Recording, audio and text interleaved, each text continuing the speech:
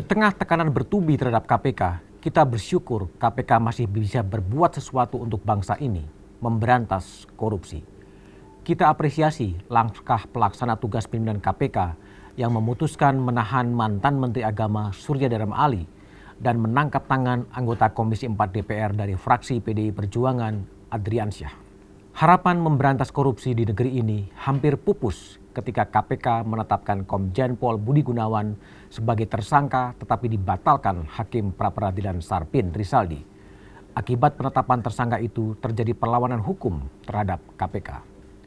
Putusan Hakim Sarpin menjadi kontroversi dan memicu gelombang pra-peradilan. Sejumlah tersangka korupsi mengajukan pra-peradilan.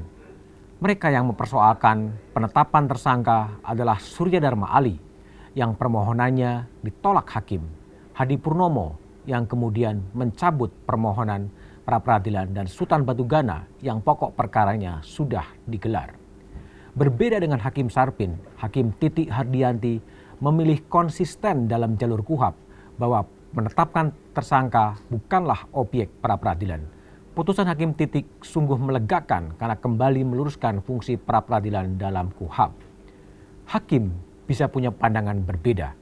Itulah kemerdekaan kekuasaan kehakiman pada satu sisi, namun pada sisi lain justru menciptakan kebingungan mana yang benar. Dari sudut pandang sosiologis dan yuridis, putusan Hakim Titik lebih banyak diterima akal sehat. Disinilah peran Mahkamah Agung dibutuhkan. Terlepas dari dualisme pandangan itu, kita hargai langkah pimpinan KPK tetap memberantas korupsi di negeri ini. Upaya melakukan pemberantasan korupsi kian marak ketika KPK dilumpuhkan secara hukum dan politik. Sebagian elit politik bangsa ini mungkin senang dengan lumpuhnya KPK. Dengan lumpuhnya KPK, korupsi merajalela. Adalah kenyataan KPK hanya mengandalkan dukungan publik. Melihat pengalaman pemberantasan korupsi di negeri ini, rasanya susah berharap pemberantasan korupsi dibebankan pada pundak kekuasaan atau elit negeri ini. Pemberantasan korupsi membutuhkan dukungan real dari masyarakat. Sebagaimana dikatakan Lord Acton, power tends to corrupt, absolute power corrupts absolutely. Kekuasaan memang cenderung korup. Marwah dan kepercayaan KPK harus dikembalikan.